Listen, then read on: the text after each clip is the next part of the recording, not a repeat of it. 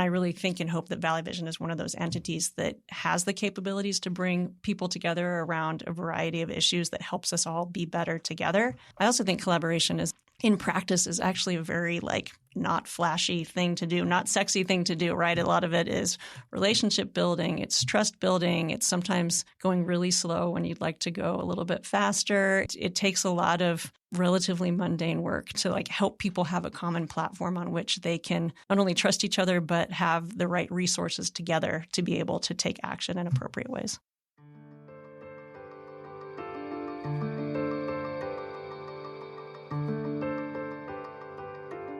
Welcome to the Nonprofit Podcast Network. Here, our purpose and passion are simple: to highlight the incredible nonprofits that make our communities stronger. Each episode is a chance for these organizations to tell their story in their words, sharing not just what they do, but why it matters to the people they serve, to their supporters, and to all of us who believe in the power of community. Through podcasting, we hope to amplify their voices, inspire connection, and give them one more tool to reach the hearts of donors, partners, and neighbors alike. This work is made possible through the generous support of our founding partners. CapTrust, offering fiduciary advice for endowments and foundations serving Sacramento, Roseville, and Folsom, and online at captrust.com. And Western Health Advantage, a local not-for-profit health plan that believes healthcare is more than coverage. It's about caring. From supporting the American Heart Association to making arts and wellness accessible for all, Western Health Advantage truly delivers healthcare with heart. Learn more at westernhealth.com. I'm proud to welcome our newest partner, CORE, Executive Leadership and Comprehensive Support Services, working in it so you can work on it. Visit cxore.com. When you talk about the Sacramento region's future, jobs, housing, transportation, climate, opportunity, there are a lot of organizations in the conversation. But there's one that consistently shows up at the intersection of all of it: Valley Vision. I had the privilege of sitting down with Evan Schmidt, CEO of Valley Vision, an organization that's been helping shape regional progress for more than 3 decades. We talk about what makes Valley Vision different, and how they bring leaders together to turn data into action. Evan is known for her ability to bring people together, solve complex problems, and drive collaborative action that strengthens communities across the Sacramento region and beyond. She's also been recognized as one of the region's 100 most notable business leaders, as one of Sacramento Business Journal's Women Who Mean Business, has authored scholarly publications, and contributes to thought leadership in a variety of regional and statewide media outlets. We're going to talk about how Valley Vision measures success when the issues they tackle, air quality, housing, healthcare access, workforce, resilience, aren't quick fixes. If you've ever wondered who helps connect the dots across the region and how real collaboration actually happens, this conversation will make it click. Evan Schmidt, welcome to the Nonprofit Podcast Network. Oh, thanks so much, Jeff. It's great to be here. I've been really looking forward to sitting down with you. And I have been so anxious to get you in the studio to talk to you about Valley Vision. So I have to share an observation I get when I'm explaining the incredible resources our region has for businesses. It's a little alphabet soup mixed with organizational nomenclature.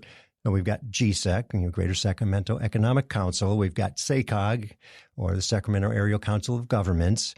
We have our metro chambers, our ethnic chambers, and of course, there's Valley Vision. Yep.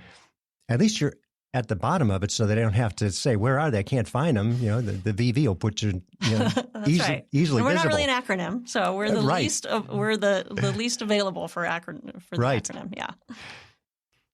What is the purpose? You're different than the other groups. What really is the purpose of Valley Vision? Yeah, well, to start that, I'll kind of go through our history a little bit because I think we have a unique origin story. Been around for about 31 years. And the way Valley Vision came to be, it was a group of CEOs and leaders in the region who were being responsive to the closure of the Air Force bases. This is back in the mid-90s. And said, hey, we need kind of a leadership roundtable for our region that really has an eye out for these big picture issues. and is really providing this role of a roundtable for leadership, but also stewardship, this idea of regional stewardship. And so that's who Valley Vision has always been. So one of the core values that we have underneath that is what we call our triple bottom line values. It means all the work that we do, we're equally co-designing towards environmental sustainability, social equity, and economic prosperity. And so we don't have just a value proposition towards one target audience or towards one target issue. We're really a place-based regional organization looking out for the quality of life for people in our region and also the quality of place of our region. And so that has always been the lens that we've brought into everything that we do. And, the continuing work of our board of directors continues to be kind of a table for stewardship leaders for the region, looking out for the best interests of the region as a whole. So that's always set us apart a little bit. And that's always been a set of values that we've been really adherent to, across a really diverse portfolio area of work. And we've always related really well to these other civic organizations. I do realize that it's probably confusing, or there's a lot of different entities who are playing different roles in our region. And they are complementary. And I think this idea of being aligned across these different organizations is really important, which is a function that Valley Vision serves. I will say at the center of our DNA, along with being triple bottom line values oriented, is collaboration. We do a lot of work to create alignment, to lend to and lead a regional agenda. And so oftentimes we're producing data that we share with all of our partner organizations, like the ones that you mentioned and others, as well as government partners and policymakers. We lead a lot of coalitions. We do a lot of network management. So we're bringing all these entities together to say, let's not work in silos. Let's all work together around a common agenda and be in our lanes where we can do our strongest work. We do a lot of connectivity with the state overall. We're in a few different state networks that connect us to policy and connect us to government leaders, as well as other practitioners that are in the field doing kind of this type of community development work that Valley Vision does. And so we really, just this long historic role of being a steward for the region, but also representing across the state of California and bringing everybody together around common purpose. It sounds as if in many cases you're a facilitator, and then on the flip side, you are the resource. Yeah. That's fair, a fair interpretation. I would say we are a facilitator, but we also are very values driven. So we're not just a neutral party that will just absorb everybody else's agenda, right? We will push forward this triple bottom line type of agenda. And I think it's important for us to have a really robust lens around that, because when we're thinking triple bottom line, we will not sacrifice environmental issues for economic growth, for example. And that becomes, complex in practice. And that means that we don't always align with the full business agenda in the region. We don't always align with the full community agenda in the region because we're really trying to have this nuanced and very balanced view of place-based asset development for the region. Boy, I can see at some point on some reports or some propositions, you're not the most favored partner. Yeah. First of all, we're nonpartisan, and that's not satisfying for some people. And I also think that we're not an issue-oriented advocacy organization. And so those are some of the aspects that make it hard for people to wrap their mind around the role that we play. But I truly believe it's a really important role for the region because I think it helps create a platform where people can come together. It helps us, I think we're very data-oriented, very data-driven. So we not only produce those resources around data, but we also really try to drive a data-driven agenda. And we also try to help support the infrastructure in place to help people be civically engaged. We do a lot of community engagement. That's part of our data-driven value proposition. So it's not just quantitative data, but also lived experience. So we try to bring this to a wide base of partners to help inform action moving forward. So we're not neutral, but we also are not closely aligned to any particular position, and that nuance can make us a complex organization to understand. I can appreciate that too from the various viewpoints that come in and want that resource, but it may not say exactly what they would like it to say. Yeah, we are not always satisfying to all people, I will say that. And we also work across a wide spectrum of stakeholders. So we'll work with civic leaders in the region. We'll work with CEOs in the region. We also do a lot of work at the community ground level. We have projects working in environmental justice spaces. We work with community partners. And so it really is a very bridging role. And I see that as part of what I see as like challenging and complex role of bridging across different topical and different interest based for the good of the region overall. Boy, as the leader of that organization too, you can put yourself in some awkward positions sometimes. I can imagine the conversations with certain community leader or leadership or organizations. Yeah, I'm a diplomat at heart. I've always been that way. I'm a middle child. I feel like what I bring into the space is usually like a very measured view, and I like to think a values-driven kind of steady hand. That's what I think I bring to the organization, and for me, it's a good fit for an organization like Valley Vision because we do have to walk those challenging lines. And as a compliment, I would say I've heard that from most of the people I speak with. Oh, thank you. Where it can be different with other organizations.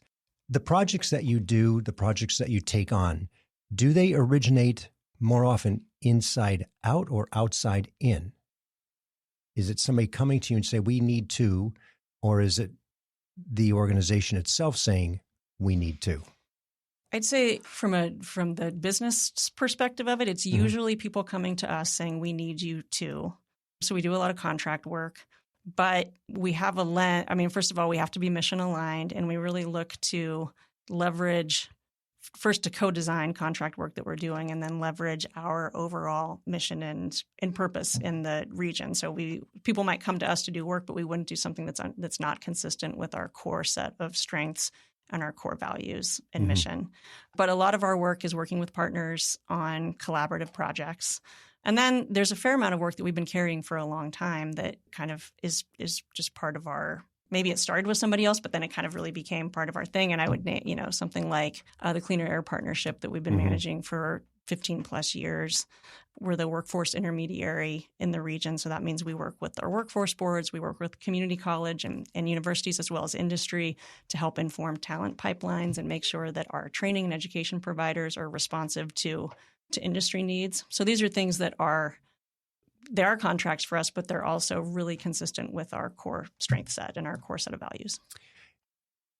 You have a reliance or maybe a codependency or multidisciplinary input.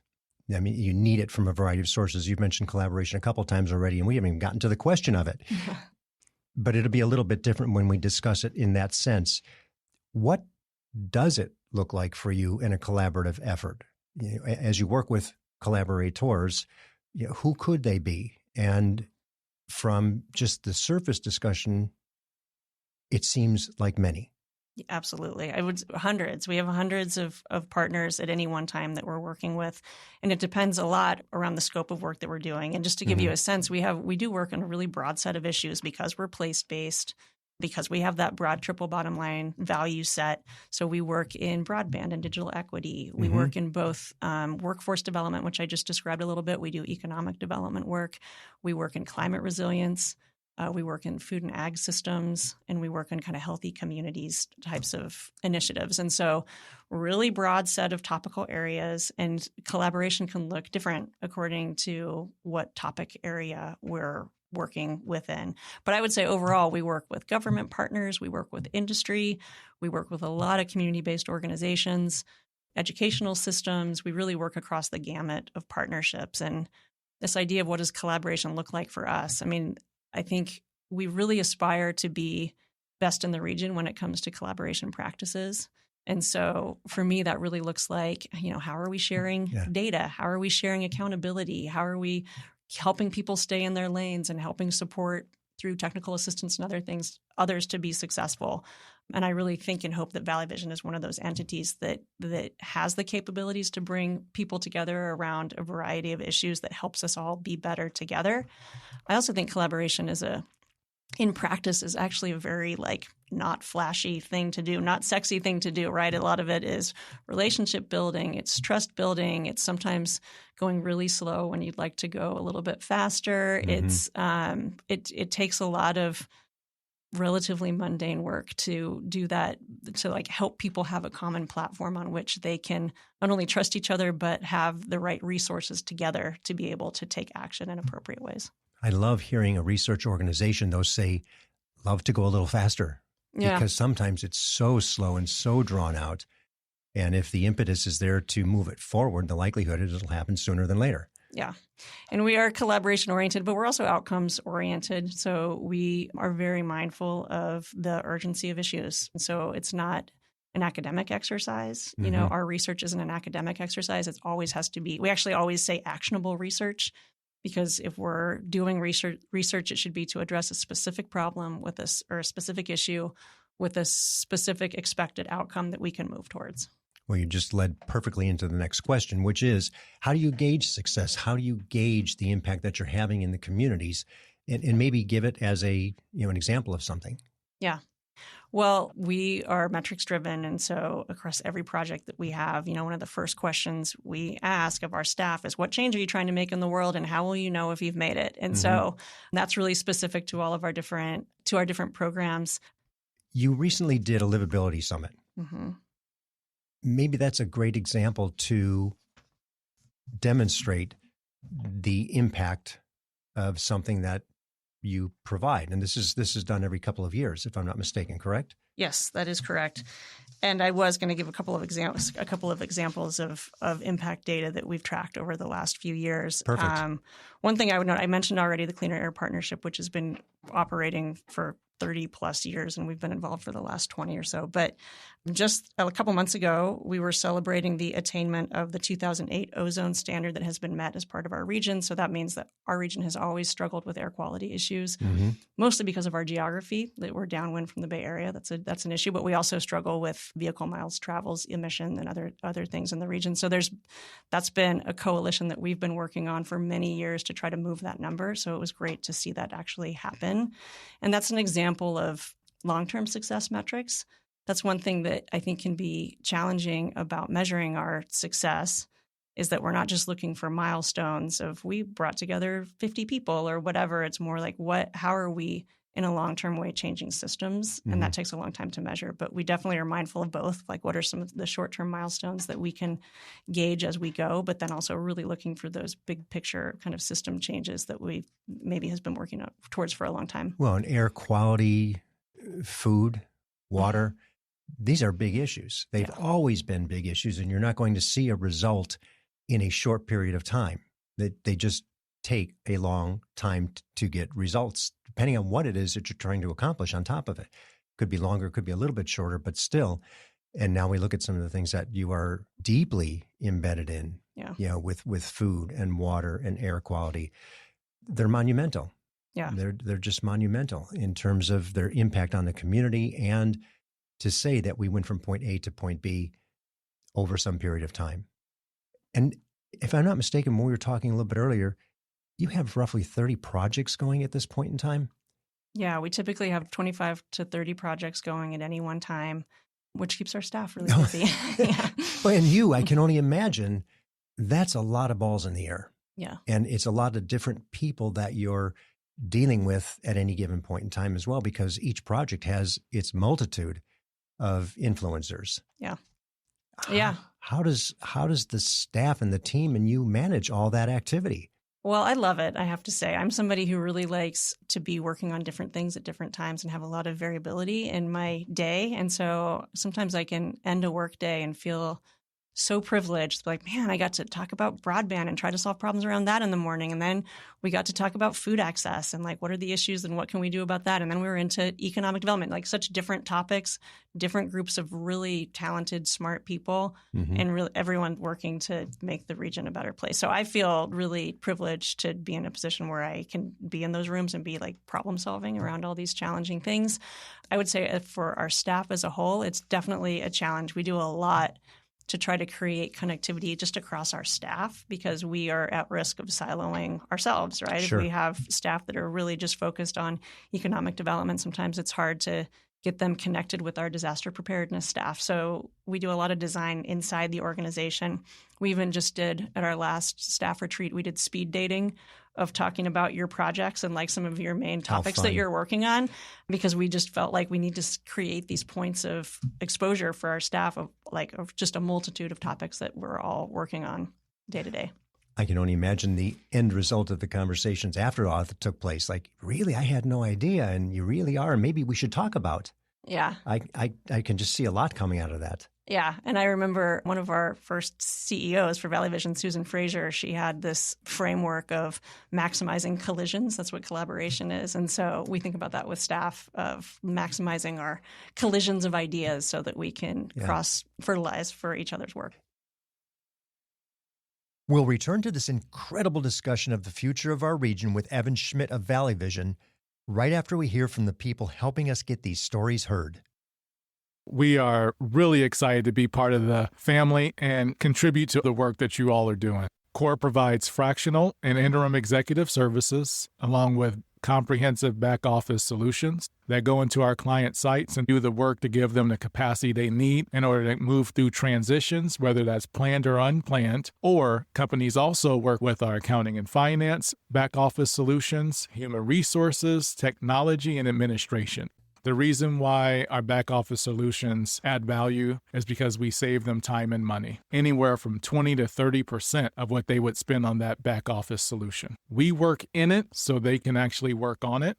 CXORE.com and contact me directly at DTEAT@CXORE.com. If you're interested in learning more about how CORE may help your organization, visit CXORE.com. Hello, this is Scott Thomas with Cap Trust in our Sacramento office. I specialize in working with local nonprofits and associations. Annually, we survey private and public nonprofit organizations across the country to better understand challenges they see in today's environment. In our more recent survey, we heard concerns about proper board governance, mission-aligned investment, and how to implement alternative investments. If you would like a copy of the survey or to discuss your organization, look me up, Scott Thomas at captrust.com. At Western Health Advantage, healthcare isn't just a service. It's a shared value. As a nonprofit leader, you need a health plan that understands the importance of mission-driven work. Western Health Advantage is a local, not-for-profit health plan that supports organizations like yours with affordable, flexible coverage options for your team. But what truly sets them apart is their commitment to community, supporting nonprofits like the American Heart Association, Sacramento Ballet, and the Crocker Art Museum's Pay What You Wish Sundays. With access to top-tier providers and dedicated local support, Western Health Advantage is more than a health plan. It's a partner in your purpose. Explore your options today at westernhealth.com. Western Health Advantage, healthcare with heart, designed for those who give back. Let's talk about one of those impact programs, and that was the Livability Summit that you just did. Yeah.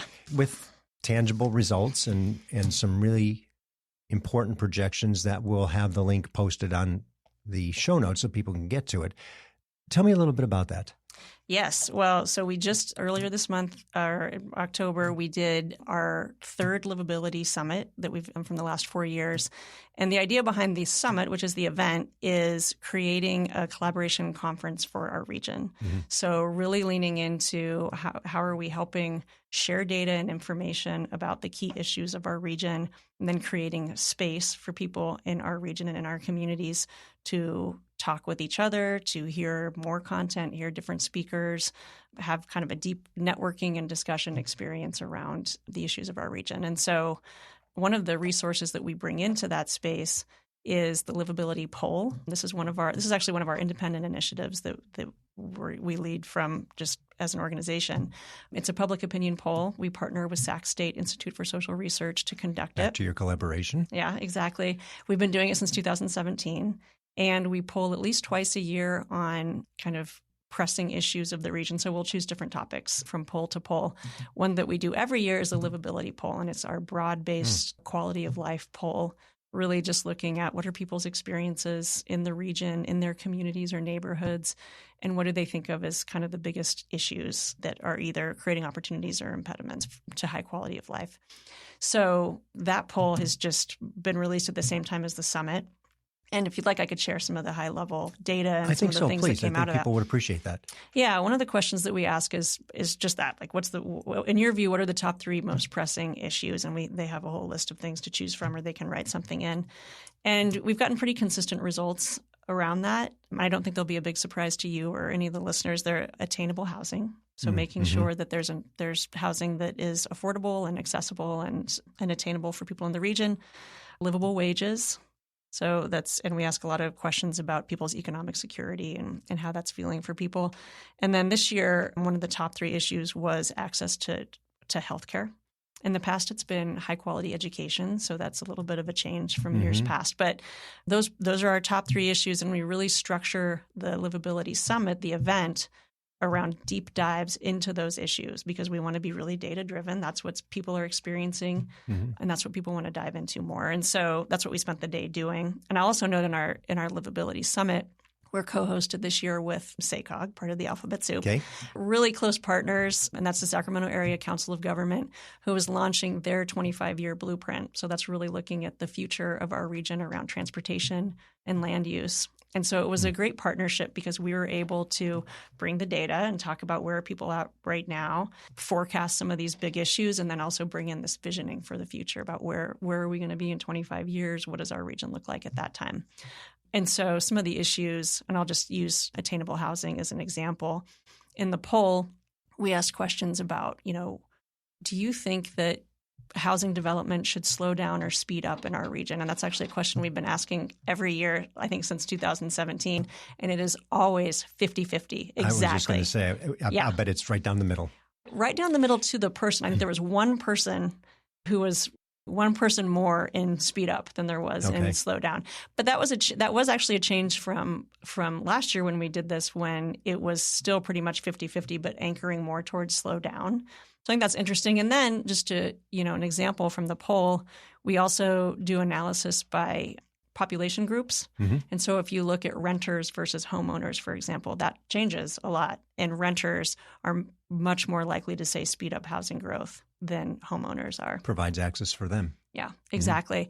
And we look across race and ethnicity groups. We typically find that people of color are more likely to say speed up. Again, those are people who have been historically excluded from home ownership over many years. And so really, when you look at it from an access perspective, you see those that have been less able to access housing really thinking there should be more development going on.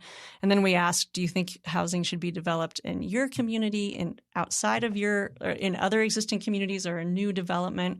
And we still get even 50% there. So one of the takeaways is people recognize this as a huge need in our region, but there's really very little consensus over what that looks like and how we're setting a vision for that. So as we move forward, I think really thinking about how are we educating people around housing, how are we bringing people together to explore this further and making, sustainable and viable plans for how we grow as a region and what that really looks like. And if I recall, you said that the recent Hispanic Economic Report also has some of the data from the Livability Summit. That's right. The Livability Poll, I should say. That's right. And we really, for us, the poll is what our hope for the poll is that it informs policies, practices, programs for folks across the region. And so when the Hispanic Chamber told us they were doing their State of Hispanics event and report, we were really happy to collaborate with them, share that raw data, and be able to offer them some insights into what people had to say. Let's talk about funding. How is the organization funded? We're mixed. So we have some government grants, and that makes up some of our funding. We do some fee-for-service contracts. So that's usually working with local entities, sometimes local government, but other entities as well, to do contract work. And then we have, probably too small of a percentage, but a percentage of unrestricted funding or contributions that we raise each year through events, through board membership, through other avenues of some philanthropy of fundraising. And so, that usually we have a diverse set of funding, but the majority of it is either in contract or grants for the most part. So you're fairly well protected from some of the stuff that's going on in terms of looking forward. Yeah. And I would imagine some of your grants are a little bit longer term too. They're not just, a short term. They may be 2, 3, 4 year grants. Yeah, that's right. And we've seen with federal policy changes, we've seen some changes to our programming, but no existential threat for us. I think for our whole nonprofit sector, coming in the next couple of years, we're going to see all kinds of changes and different priorities happening. So that's definitely on our mind as we think about our program of work and how we collaborate, how we work to create systems that deliver what we need for a region, but do it in a hopefully efficient way and kind of manage the changes that are coming. Yeah, that leadership and civic engagement criteria for you may change a little bit and may take on a greater importance as people start to look and say, well, what are you going to do with this organization or these organizations? Right. Where we have 7 today or 10 or 12 or 15, they aren't all going to make it that way. Yeah. And that's where the rubber meets the road around collaboration, because that's getting to the next level of not just like, hey, let's work together on some initiatives, but really as a sector being like, where is it that we can all get together around one thing and then really be streamlined in our approach and super effective, because we always need to make every dollar go as far as it can. But I think that's going to become even more real. So all this work, how many people? 20 people. You employ 20 people. Mm-hmm. That's a lot of busy people. It's a lot of busy people. I have to say our staff are super talented, very busy for sure. Just really great group of people, though, really passionate about the work. What's the overall budget you work with on average, let's say? This last year was about $16 million in an annual budget, which is fairly typical over the last few years. A lot of that is pass-through dollars. So one thing that we do is we, work to bring new investment in, and that could be through federal, state grants or other funders, but hopefully from outside the region. And then we end up dispersing funding out. So about 12 million right now is in pass-through dollars. And that includes, for example, the initiative. It's our California Jobs First, We Prosper Together initiative, which is an inclusive economic development project in which the state awarded Valley Vision in total about $19 million. And out of that, we've directly passed through $9 million to support other entities, including government, education, and community-based organizations to do direct service work that's supportive of the research and the priorities that we built as part of that initiative. And does that all come back to you then for a summary report? We do all the administration on it. And so those organizations have to report back to us, and they're reporting metrics, and we have program officers who are working with them to help provide any assistance that they need to be able to do that. And then we're reporting back to our funders, and we're also collecting that impact data on behalf of the region. So for me, that's part of this picture of like, how do we support a whole regional agenda? And I think that aggregating of funding and then bringing issues together in kind of these cohort groups is one of the ways we can do that. So we're going to step back just a little bit now for some fun, and it's a dream fun. There's a futurist out there and says, Sacramento, I'm intrigued by Sacramento. I like this Valley Vision, forward-thinking, projecting, anticipating organization. And he or she says, I've got a blank check for you. If you give me the right idea, what are you going to do with it? What would you do? Yeah, that is a fun question. Isn't it? I love that. Yeah. And it's actually very well paced with what we were just talking about, because I think that, when I think about what's the best that Valley Vision can be to the highest need of what we're capable of producing, I really do think about this collective impact model, or this ability to fully lean into a shared regional agenda that helps elevate our organizations, it helps bring in more investments, and it helps elevate our region overall to be more successful across all the important metrics that we all want to be successful across. And so I would really look at how is it that Valley Vision is fully operationalized in being a real source of data, like full service source of data, actionable data for our region around key quality of life and resilience metrics, really being that entity that's holding us accountable, that's pushing that forward, and that's bringing agendas and collaboration together around that issue. I think about all the capacity support that's needed across not just our sector, but our region as a whole, in our ability to do collective impact work, and what Valley Vision could offer in terms of, I just mentioned pass-through funding and being that type of resource. But I also think working with our partners like community foundations and others to support really significant capacity building in working together and in having shared accountability and shared outcomes around it, a regional agenda. And I think that, I think this idea of really helping elevate the profile of our region in a really positive way that brings in new resources, that builds our capacity, and that is accountable towards a core set of metrics. I think that's a role that Valley Vision could play really well. And I think we're already doing that in a lot of ways, but I can imagine a lot of ways we could grow and do that more effectively, or that we could do that more on a Larger scale. Larger scale, Yeah. exactly. I'm just, as you're speaking, I'm just thinking all the impact opportunities from community foundations. So now we're touching community-based organizations, and then the education part. We got our universities. You could build this vision and allow the input to come back to make it actionable. Yeah, exactly. And this is not something we don't want to take over the world and do this alone. It's really about no, you couldn't. Yeah, exactly. Really about elevating partners, helping support partners, but then being that entity that brings it all together and helps translate that to real action and progress for our region. Well, I can even see from the literal business sense to we're recruiting business through GSEC, and trying to establish what that is going to look like through SACOG. And then we get it into the local level where it's actually operational with the metro chambers. Right. And it just keeps trickle down to the smallest of business, to where some of those community-based organizations, nonprofits, are actually supporting the small business to grow. Absolutely. I mean, what a different perspective that most don't get to share. Yeah. Because they don't operate at that level. You're above, the boots on the ground operational level. You're looking at it from a higher perspective. It's a very system level function. Yes.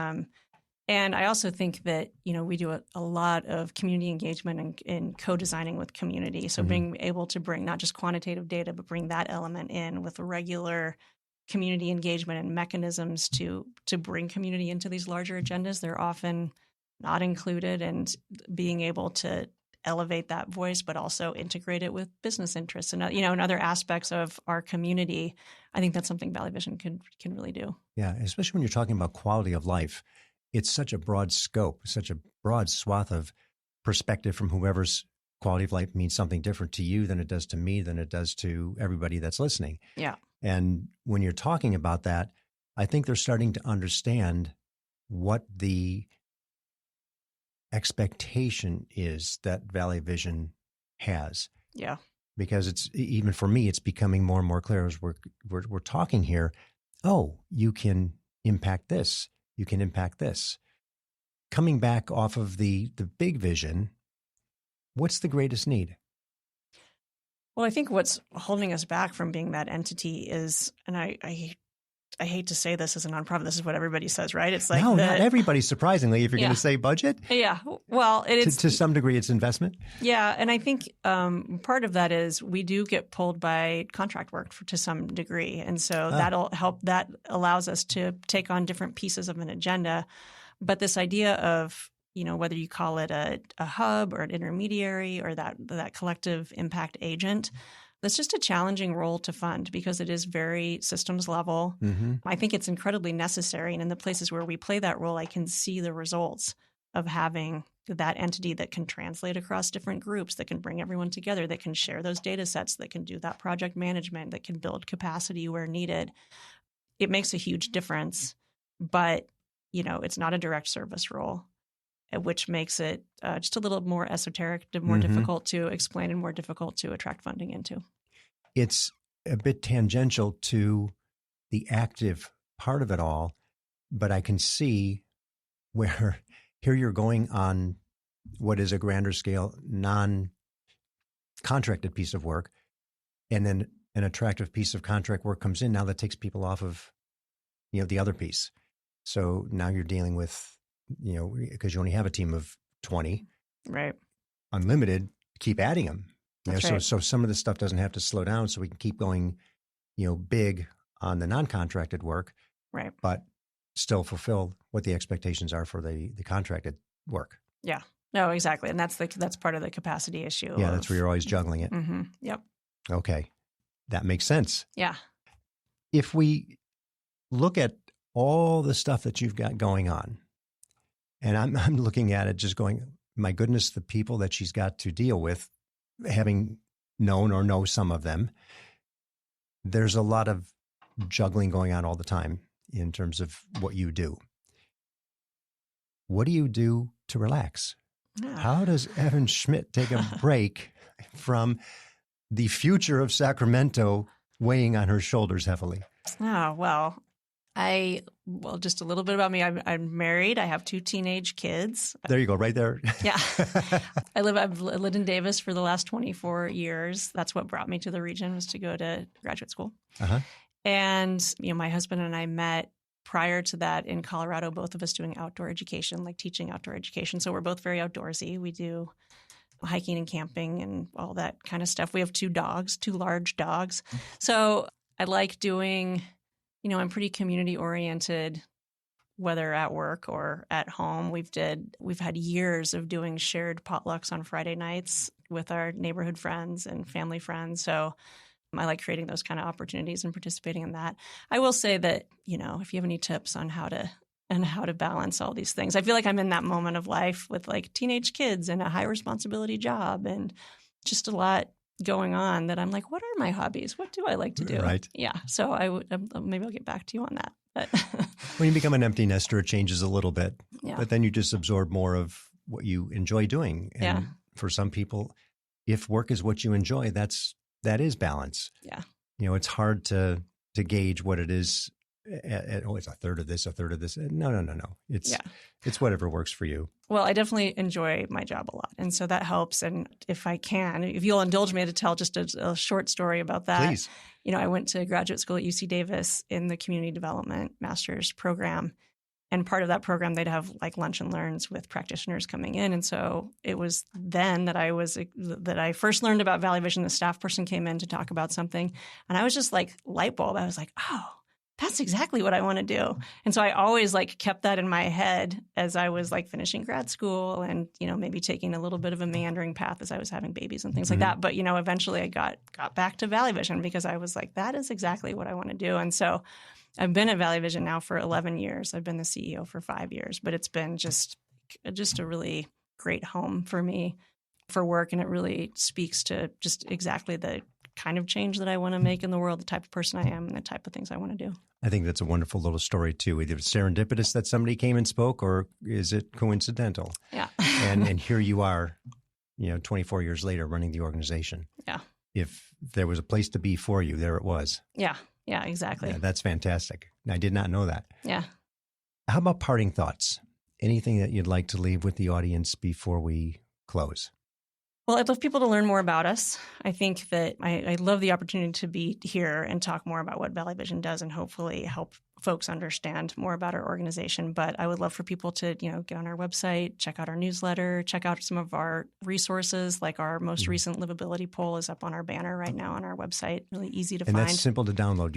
It's free. There's no charge for it. You can just grab it. Yep. Mm-hmm. Yeah. So invite people to learn more. I'm, energized by the work right now. It's challenging. I think we're in a really challenging moment, but the flip side of that is that there's a lot of work to do and there's a lot of things that we can all focus on together. And so that piece of being in a place where we do have a platform to bring people together to solve very on the ground regional issues, that energizes me, and I really do feel as committed as ever to doing the best I can in my role to be able to do that. So yeah, I would love to just have people lean in and learn more. Well, for those who are not watching but listening, I can see it in your face. I mean, you light up, you smile, you're excited talking about it, which is wonderful to see. Yeah. I mean, it is a visceral thing for you. And I think people sense that. So they know when you come to speak with them that what you're talking to them about is something that's really important to you and that you are sincere about it, that you're going to follow through. You're going to do what is expected to get done through the organization. So I applaud you for that. Oh, thank you, Jeff. This has been a delight to be here talking with you. How about best place to go to find everything? So just www.valleyvision.org. It's got all of our stuff there. And the good news is for, back to the very first opening line with the, alphabet soup and nomenclature, Valley Vision is pretty easy to remember, and that's all that's in it. It's just valleyvision.org. You'll find it. That's right. And if you take one thing away, we are not an optometrist company. I'll bet you get that, don't you? Yes, we do. Oh, my gosh. Well, Evan, knowing that the region supports an organization like Valley Vision really makes a bold statement for our future. And the fact that you're here 31 years later and still going really, really strong, I think it makes a really bold statement. It's great to hear that is a commitment made by all the entities, all the collaborators to see an organization that looks at the future of Sacramento the way that you do and provides the information back that you do with the impact and the resources and the data that is so necessary for so many decisions to be made. So for you, your team, and all the people that 20 working hard, I just have this vision of 20 treadmills, just going 24/7 of all the work that you're doing. Thank you. Thank you so much. What a pleasure. Yeah, this has been great. Thank you for listening to the Nonprofit Podcast Network. We hope today's episode inspired you and gave you a deeper look into the work of our local nonprofits. If you believe in our mission to amplify their voices, please take a moment to leave us a positive review and share this episode with a friend. It helps more people discover the incredible work happening in our community. Don't miss future episodes. Subscribe to our weekly updates and monthly newsletter at nonprofpod.com. And if you're part of a nonprofit that would like to be featured, we'd love to hear from you. Just visit the guest tab on our website. The Nonprofit Podcast Network is recorded and produced at Hear Me Now Studio with generous support from our founding partners, CapTrust, fiduciary advice for endowments and foundations serving Sacramento, Roseville, and Folsom, and online at captrust.com. And Western Health Advantage, local care, community impact. Find the plan that fits at westernhealth.com.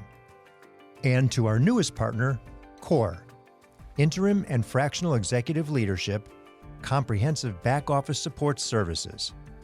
We work in it so you can work on it. Visit cxore.com.